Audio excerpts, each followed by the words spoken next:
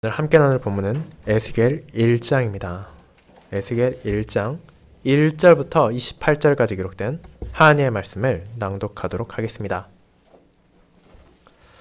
30째 해 넷째 달 초닷새에 내가 그발 강가 사로잡힌 자 중에 있을 때 하늘이 열리며 하나님의 모습이 내게 보이니 여호야긴 왕이 사로잡힌 지 5년 그달 초닷새라. 갈대아 땅 그발 강가에서 여호와의 말씀이 부시 아들 제사장 나 에스겔에게 특별히 임하고 여호와의 권능이 내 위에 있으니라. 내가 보니 북쪽에서부터 폭풍과 큰 구름이 오는데 그 속에서 불이 번쩍번쩍하여 빛이 그 사방에 비치며 그 불 가운데 단새 같은 것이 나타나 보이고 그 속에서 네 생물의 형상이 나타나는데 그들의 모양이 이러하니 그들에게 사람의 형상이 있더라. 그들에게 각각 네 얼굴과 네 날개가 있고 그들의 다리는 곧은 다리요 그들의 발바닥은 송아지 발바닥 같고 광낸 구리같이 빛나며 그 사방 날개 밑에는 각각 사람의 손이 있더라. 그 네 생물의 얼굴과 날개가 이러하니 날개는 다 서로 연하였으며 갈대에는 돌이키지 아니하고 일제히 앞으로 곧게 행하며 그 얼굴들의 모양은 넷의 앞은 사람의 얼굴이요 넷의 오른쪽은 사자의 얼굴이요 넷의 왼쪽은 소의 얼굴이요 넷의 뒤는 독수리의 얼굴이니 그 얼굴이 그러하며 그 날개는 드럽혀서 각기 둘씩 서로 연하였고 또 둘은 몸을 가렸으며 영이 어떤 쪽으로 가면 그 생물들도 그대로 가되 돌이키지 아니하고 일제히 앞으로 곧게 행하며 또 생물들의 모양은 타는 숯불과 햇불 모양 같은데 그 불이 그 생물 사이에서 오르락 내리락 하며 그 불은 광채가 있고 그 가운데서는 번개가 나며 그 생물들은 번개 모양같이 왕래하더라. 내가 그 생물들을 보니 그 생물들 곁에 있는 땅 위에는 바퀴가 있는데 그 네 얼굴을 따라 하나씩 있고 그 바퀴의 모양과 그 구조는 황옥같이 보이는데 그 넷은 똑같은 모양을 가지고 있으며 그들의 모양과 구조는 바퀴 안에 바퀴가 있는 것 같으며 그들이 갈 때에는 사방으로 향한 대로 돌이키지 아니하고 가며 그 둘레는 높고 무서우며 그 네 둘레로 돌아가면서 눈이 가득하며 그 생물들이 갈 때 바퀴들도 그 곁에서 가고 그 생물들이 땅에서 들릴 때 바퀴들도 들려서 영이 어떤 쪽으로 가면 생물들도 영이 가려하는 것으로 가고 바퀴들도 그 곁에서 들리니 이는 생물의 영이 그 바퀴들 가운데 있음이니라. 그들이 가면 이들도 가고 그들이 서면 이들도 서고 그들이 땅에서 들릴 때에는 이들도 그 곁에서 들리니 이는 생물의 영이 그 바퀴들 가운데 있음이더라. 그 생물의 머리 위에는 수정 같은 궁창의 형상이 있어 보기에 두려운데 그들의 머리 위에 펼쳐져 있고 그 궁창 밑에 생물들의 날개가 서로 향하여 펴 있는데 이 생물은 두 날개로 몸을 가렸고 저 생물도 두 날개로 몸을 가렸더라. 생물들이 갈 때 내가 그 날개 소리를 들으니 많은 물소리와도 같으며 전능자의 음성과도 같으며 떠드는 소리 곧 군대의 소리와도 같더니 그 생물이 설 때 그 날개를 내렸더라. 그 머리 위에 있는 궁창 위에서부터 음성이 나더라. 그 생물이 설 때 그 날개를 내렸더라. 그 머리 위에 있는 궁창 위에 보좌의 형상이 있는데 그 모양이 남보석 같고 그 보좌의 형상 위에 한 형상이 있어 사람의 모양 같더라. 내가 보니 그 허리 위의 모양은 단새 같아서 그 속과 주위가 불 같고 내가 보니 그 허리 아래의 모양도 불 같아서 사방으로 광채가 나며 그 사방 광채 모양은 비 오는 날 구름에 있는 무지개 같으니 이는 여호와의 영광의 형상의 모양이라. 내가 보고 엎드려 말씀하신 이의 음성을 들으니라. 아멘.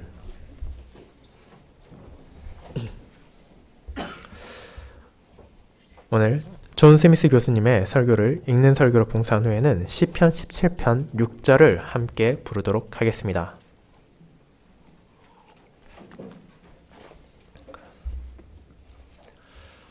사랑하는 주 예수 그리스도의 성도 여러분, 우리의 본문은 하나님의 백성들의 역사 가운데 가장 최악의 시기 중 하나로 인도합니다.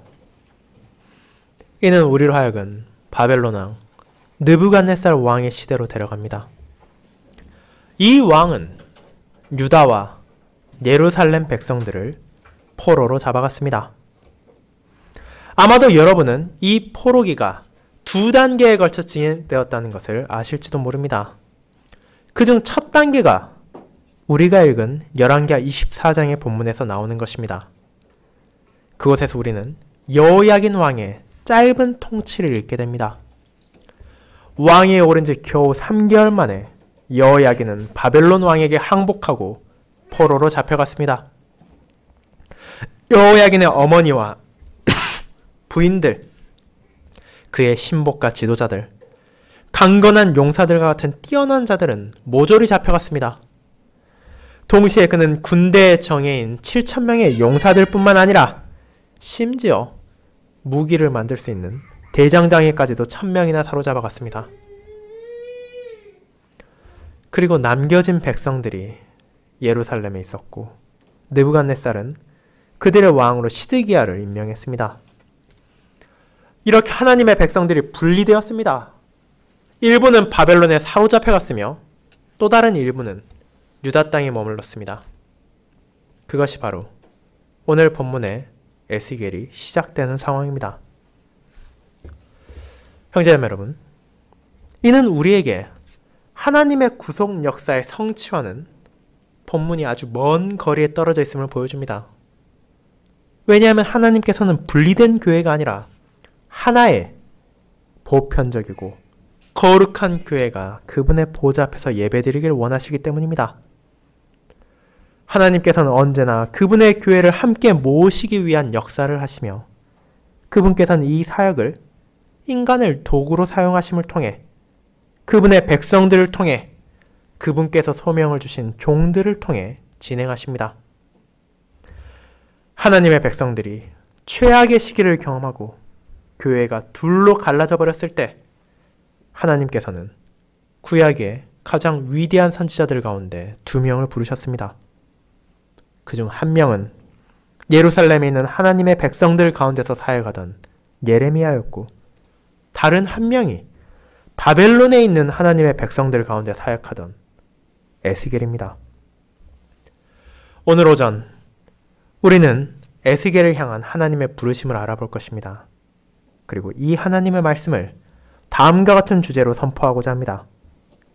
하나님께서 포로기를 경험하는 자신의 교회를 향해 그분의 영광을 드러내십니다.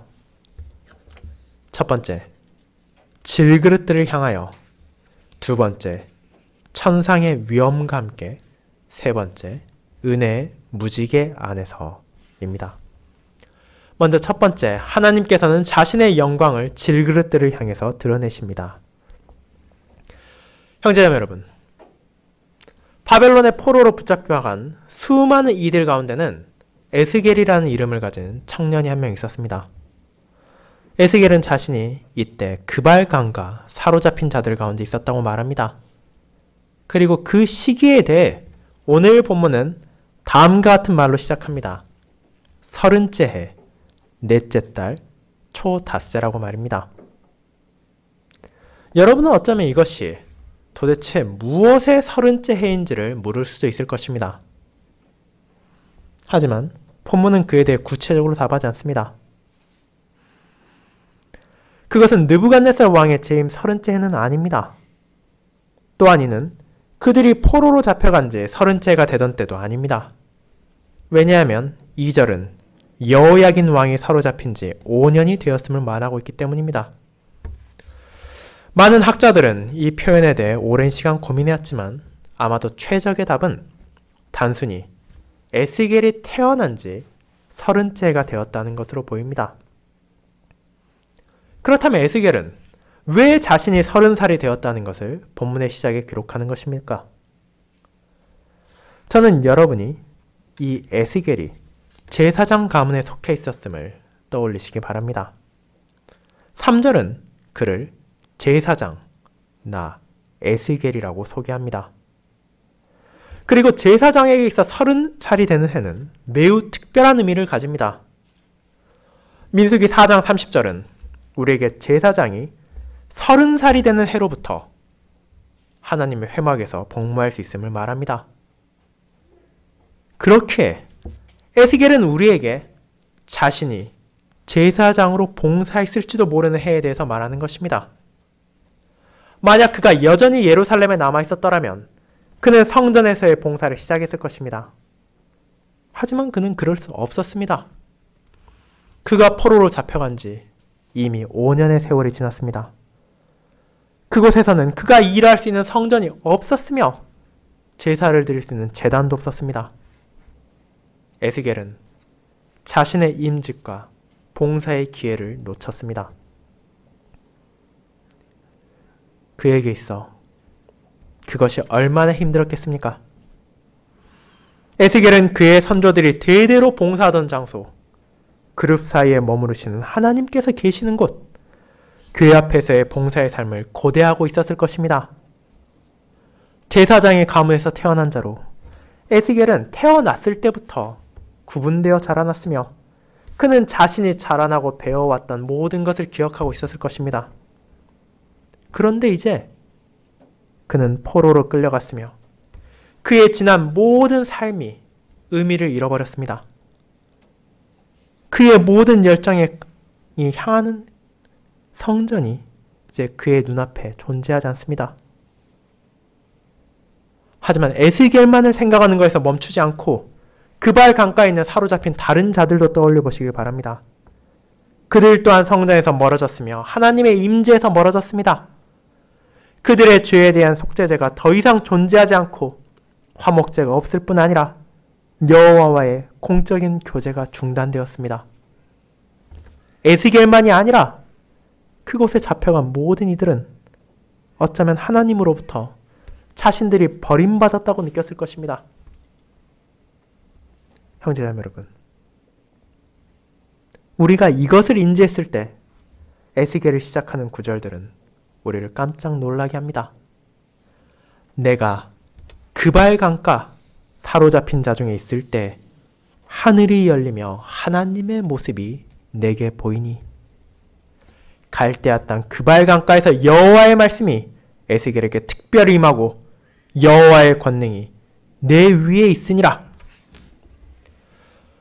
여러분, 생각해 보십시오.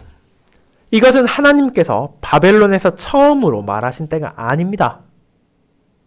여러분이 만약 창세기 12장을 기억하신다면 여호와의 말씀이 갈대아 땅 우르에 살던 아브람에게 임했음을 기억할 수 있을 것입니다. 그곳에서 주님께서는 아브람에게 말하셨습니다. 너는 너의 고향과 친척과 아버지의 집을 떠나 내가 내게 보여줄 땅으로 가라. 내가 너로 큰 민족을 이루고 내게 복을 주어 땅의 모든 민족이 너로 말미암아 복을 얻을 것이라. 그런데 그 복은 어떻게 되었습니까? 이제 아브라함의 자손들이 갈대아 땅, 자신들의 선조가 떠났던 곳으로 비참하게 돌아왔습니다. 그렇다면 하나님께서 아브라함에게 약속하신 것들이 실패로 끝난 것입니까? 연약한 백성들이 그런 생각을 가질 수 있게 여호와의 말씀이 갈대아 땅에서 에스겔에게 임했습니다. 그것은 하나님의 영광에 대한 놀라운 환상과 함께 찾아왔습니다. 하나님께서는 자신이 약하고 부족해서 약속을 성취하지 못한 것이 아님을 분명하게 전하셨습니다. 그분께서는 그분의 백성들을 버리신 것이 아닙니다. 그분은 자신의 목적들을 성취하실 것입니다. 자신의 교회를 모으실 것입니다. 바벨론이 승리한 것처럼 보일 때 하나님께서는 자신의 주권을 드러내십니다. 그리고 이 한 구절이 에스겔 전체에 걸쳐 계속해서 나타납니다. 내가 여호와인 줄을 너희가 알리라. 그것이야말로 하나님께서 포로로 잡혀간 자신의 교회를 향해 전하시는 메시지입니다. 하나님께서는 잡혀간 이들에게 자신의 영광을 드러내십니다. 우리는 성경을 통해 하나님께서 이를 종종 행하신다는 것을 보게 됩니다. 우리가 앞서 읽은 요한계시록을 떠올려 보십시오. 사도 요한 역시 반모섬에서 유배 생활을 하고 있었습니다. 요한은 에스겔 1장과 유사한 환상을 보았습니다. 하늘이 열리고 내 생물을 보았습니다. 그는 하나님의 보좌를 보았으며 그곳에 앉아 계신 분을 보았습니다. 하지만 에스겔과 요한의 경우 모두 그와 같은 환상들이 한 개인들에게 주어졌음을 주목하십시오. 하나님의 남은 백성들은 오늘날의 우리와 마찬가지로 이를 눈으로 볼 수는 없었습니다. 그들은 그저 에스겔과 요한이 그들에게 말한 것을 믿고 이를 받아들여야 했으며 이 선지자와 사도가 이 모든 것을 지어내지 않았을 것이며 하나님께서 보내신 자신의 종을 신뢰해야 했습니다. 그들은 우리와 마찬가지로 하나님의 계시에 대해 믿음으로 응답해야 했습니다. 에스겔이 본 환상은 성경에 기록되어 오랜 시대를 걸쳐 우리에게도 전해졌습니다. 그렇다면 우리는 에스겔이 본문에 기록한 것을 정말로 보았는지, 어떻게 그것이 진실로 일어난지를 확신할 수 있습니까? 우리의 능력으로 그것을 확인할 방법은 없습니다. 그 누구도 우리를 대신해서 하늘로 올라가 정말로 그것들이 진실인지를 보고 돌아올 수 없습니다. 하나님께서는 자신의 교회가 보는 것이나 경험한 것으로 살아가는 것이 아니라 믿음으로 살아가기를 원하십니다. 하지만 그 하나님께서는 동시에 여러분에게 기꺼이 그 믿음까지도 베풀어 주십니다. 그분께서는 여러분이 오늘 듣는 것과 같은 복음을 선포하심으로 여러분의 마음 안에서 역사하시며 성례를 통해 이를 강화시키십니다. 그럼에도 우리는 어쩌면 에스겔이 우리보다 훨씬 더 운이 좋았다는 생각을 하고자 하는 유혹에 빠질지도 모릅니다. 무엇보다도 그는 하나님의 영광을 자신의 눈으로 직접 볼 수 있었기 때문입니다. 하지만 형제자매 여러분, 물론 에스겔이 복을 받았다는 것에는 의심의 여지가 없습니다. 하지만 주 예수님께서 도마에게 하신 말씀을 기억하십시오. 보지 못하고 믿는 자들은 복되도다. 그리고 또한 하나님의 영광을 바라본 에스겔이 결코 가벼운 소명을 받지 않았음을 마음에 새기시길 바랍니다. 1장에서 이어지는 2장은 이제 에스겔이 믿으려 하지 않는 패역한 백성들에게 나아가야 함을 알려줍니다. 그는 결코 쉬운 삶을 살지 않았습니다. 그러나 하나님께서는 그의 사역의 시작에서 자신의 놀라운 위엄을 보여주십니다. 하나님께서는 에스겔의 기억 속에 자신의 영광에 대한 영원한 기억을 새겨놓으셨습니다. 에스겔이 그의 사역 가운데 어떤 어려움을 만난다 하더라도 그는 자신이 섬기는 하나님의 위대하심을 반드시 기억하게 될 것입니다. 오늘날 주님께서는 더 이상 환상 가운데 자신을 드러내지 않으십니다. 하나님의 자기 계시는 이제 성경에 기록되었습니다. 목사들은 하늘에서 말씀이 내려오기를 기다리지 않으며 이제 그분의 주어진 말씀을 연구하는 데 헌신합니다. 그럼에도 이 목사들 역시 하나님의 종입니다. 그리고 그들에게 있어서도 하나님의 영광을 선포한다는 것은 선한 일입니다. 이제 에스겔 1장은 우리에게 그와 같이 하나님의 뜻 안에서 하나님을 위하여 일하는 사람들을 우선시해서는 안 된다는 것 또한 상기시켜줍니다. 그들은 오직 주님의 뜻대로 일하는 도구일 뿐입니다. 그들은 오직 질그릇들일 뿐입니다. 우리의 중심에 항상 있어야 하는 것은 오늘 본문을 통해 드러나는 하나님의 영광이며 그것이야말로 우리에게 가장 우선시 되어야 합니다. Soli Deo Gloria, 개혁자들이 외친 오직 하나님만이 모든 영광을 받으셔야 하는 것입니다. 이제 두 번째, 천상의 위엄과 함께 자신의 영광을 드러내신 하나님을 살펴보겠습니다. 우리는 이제 에스겔이 본 환상 그 자체의 내용으로 나아갑니다. 에스겔이 본 것이 정확히 무엇입니까? 그는 폭풍과 큰 구름이 북쪽에서부터 오는 것을 보았습니다. 그리고 그것이 가까워져 왔을 때 자신의 눈앞에 있는 것이 평범한 구름이 아니라는 것을 알게 되었습니다. 그 속에서 불이 번쩍번쩍하며 빛이 그 사방에 비치고 있었습니다. 구름 바깥으로 경이로운 네 생명체가 나타났습니다. 그렇게 에스겔은 자신이 본 이 생명체들에 대해 19절에 걸쳐 묘사했으며 종종 반복되는 표현을 하기도 하고 거의 더듬거리다 싶을 정도로 이를 표현했습니다. 그는 이 생물들을 묘사할 말을 거의 찾을 수가 없었습니다. 그것들은 그저 이 세상의 것들이 아니었습니다. 여러분이 어떻게 표현할 말이 존재하지 않는 것들을 묘사할 수 있겠습니까? 그렇게 에스겔은 최선을 다해 우리가 이해할 수 있는 것들과 그것들을 비교함으로 이 생물들을 묘사했습니다. 그가 5절에서 말한 것처럼 그 생물들은 사람의 형상이 있었습니다. 그러나 동시에 그들은 각각 네 얼굴과 네 날개를 가짐으로 사람과는 달랐습니다. 그들의 모습은 타는 숯불과 횃불 모양 같았으며 그들의 움직이는 번개 모양과 같았습니다. 그들이 날아갈 때 그들의 날개가 만들어내는 소리는 많은 물소리와도 같았으며 전능자의 음성과도 같으며 군대의 소리와도 같았습니다. 그들은 네 얼굴로 몸을 돌리지 않고도 모든 방향을 볼 수 있었습니다. 각 생물은 앞에는 사람의 얼굴을, 오른쪽에는 사자의 얼굴을, 왼쪽에는 소의 얼굴을 가졌으며 뒤에는 독수리 얼굴을 가졌습니다.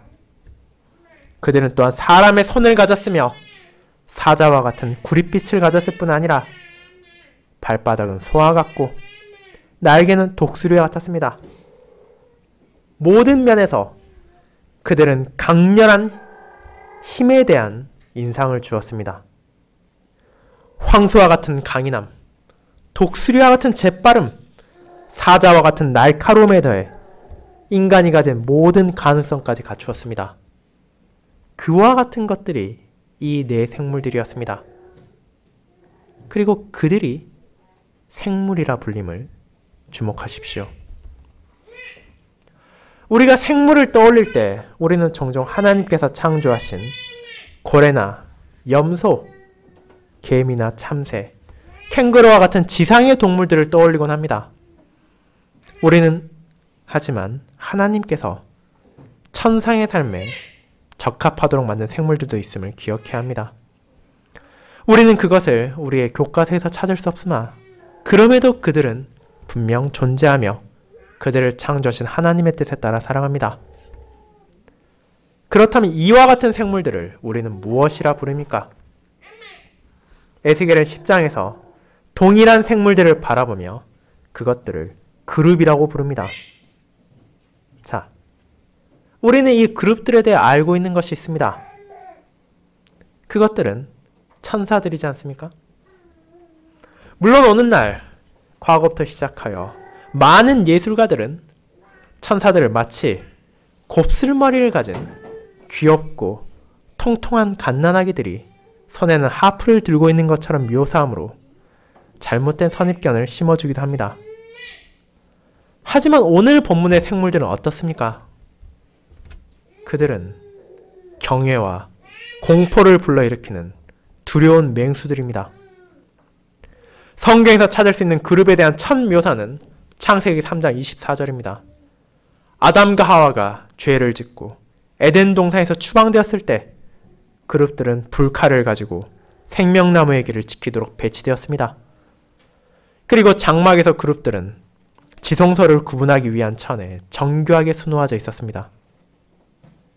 그룹은 거룩한 하나님께서 계시는 장소에 죄인들이 들어서지 않도록 경고하는 역할을 가졌습니다. 그들은 마치 변전소 주변의 고압선 앞에 위험, 다가오지 마시오라고 써져 있는 경고문과 같은 역할을 합니다. 만약 에스겔이 제사장이 되었더라면 그는 아마도 성전 막에 수놓아져 있고 성전 벽에 새겨져 있는 그룹들을 보았을 것입니다. 하지만 이제 에스겔은 선지자로서 진정한 그룹들을 보는 것을 허락받았습니다. 우리의 본문에서 이와 같은 그룹들은 무엇을 합니까? 15절은 우리에게 그에 대한 단서를 줍니다. 각 생물들은 바퀴를 가지고 있기에 4바퀴가 있었습니다. 하지만 그 바퀴들 사이에 어떤 가속장치도 없음을 주목하십시오. 그 안에는 엔진도 없으며 그것들을 끄는 말이나 소도 없었습니다. 그저 그 움직임은 생물들의 움직임과 연관되어 있었습니다. 이 생물들이 방향을 바꾸면 바퀴들도 그들과 함께 자연스럽게 방향을 바꿨습니다.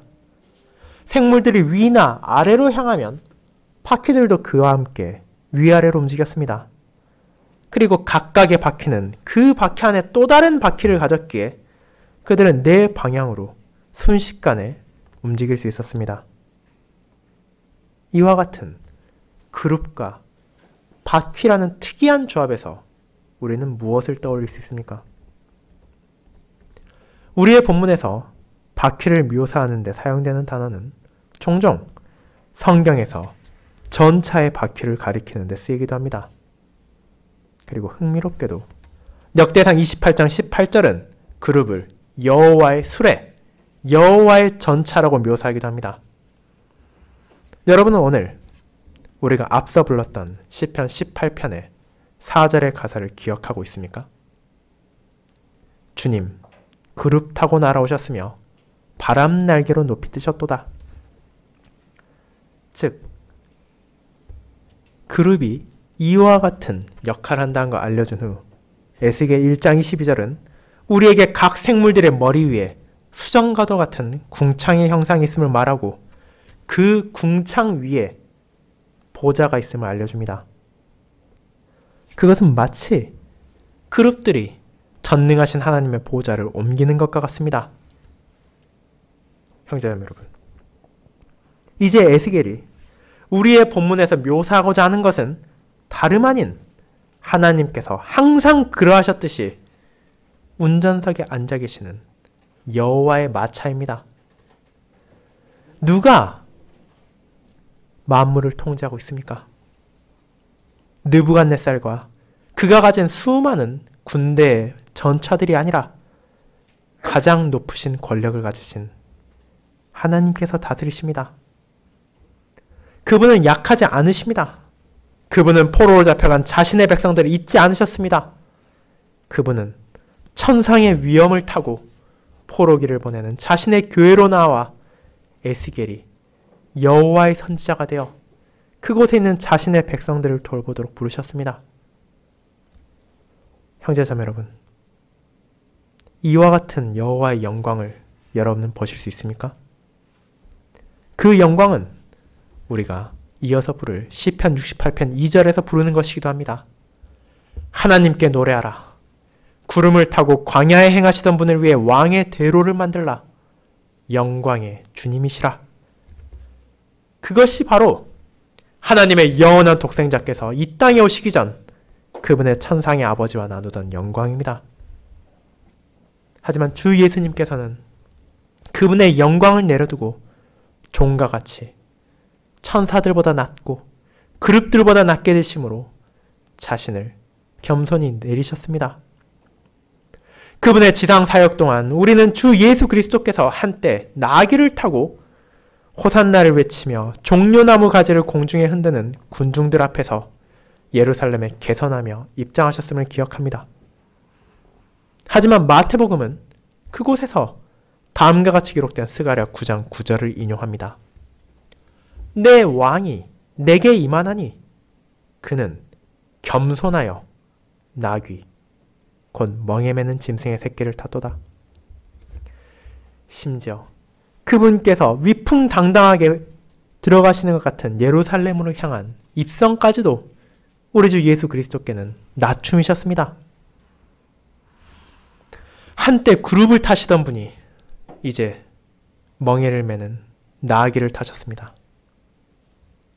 형제자매 여러분, 그분께서는 이처럼 우리를 위하여 자신의 모든 위엄과 영광을 뒤로 하셨습니다. 그분께서는 낮은 자리를 취하시고 종의 위치에서 우리와 같이 되심으로 우리의 자리에서 죄인에 대한 하나님의 형벌을 받으시고 죽으셨습니다. 하지만 이제 그분께서는 한때 누리시던 영광으로 당당하게 돌아가사 모든 천사들과 그룹 위에서 아버지 우편에 앉으셨습니다. 그 예수님의 이름 앞에 하늘과 땅과 땅 아래 모든 이들이 무릎을 꿇어야 마땅합니다. 그리고 그분께서는 위대한 영광으로 구름 가운데 자신의 능력의 천사들과 함께 하늘로부터 불꽃 가운데 나타나셔서 모든 눈이 그분을 바라볼 것이며 그분께 복종하지 않는 자들은 그분의 위엄 앞에서 도망가며 산들을 향해 자신을 덮어달라고 외칠 것입니다. 왜냐하면 그 누구도 이 놀라운 하나님의 영광 앞에 서 있을 수 없기 때문입니다. 이제 마지막 은혜의 무지개 안에서 하나님께서 드러내시는 영광을 살펴보겠습니다. 성도 여러분, 이제 우리는 세 번째 대지에 도착했습니다. 우리는 오늘 예배 첫 찬송으로 찬송 4장 3절 죄인들이 주의 영광 보지 못해도 라는 부분을 불렀습니다. 그럼에도 에스겔은 여호와의 영광을 보도록 허락받았습니다. 그것이 바로 오늘 본문의 28절을 전하는 것입니다. 그는 하나님을 보았으며 그럼에도 살아서 그에 대해 전했습니다. 어떻게 그가 살아남는 것이 가능했습니까? 에스겔이 하나님의 보좌에 그리 가깝지는 않았다는 것을 주목하십시오. 그는 생물들에 대해서는 자세하게 묘사했습니다. 그는 그들을 가까이서 보았습니다. 그들은 에스겔이 하나님의 보좌로 나아감에 따라 점점 가까워져 갔습니다. 그리고 그 생물들이 에스겔과 하나님 사이에 서 있었습니다. 하나님 그분께서는 그룹들보다 훨씬 높이 궁창 위의 보좌 위에 계셨습니다. 그리고 저는 여러분이 28절의 첫 부분에 주의를 기울이셨으면 합니다. 거기서는 다음과 같이 말합니다. 그 사방 광채 모양은 비 오는 날 구름에 있는 무지개 같으니 하나님의 보좌 주변에 무지개가 있습니다. 우리가 살고 있는 광주에서도 비가 오는 종종 아름다운 무지개를 여러분은 볼 수 있습니다. 그것은 우리로 하여금 창세기 9장에 나온 세상을 결코 홍수로 멸하지 아니하실 것이라는 하나님의 약속을 떠올리게 합니다.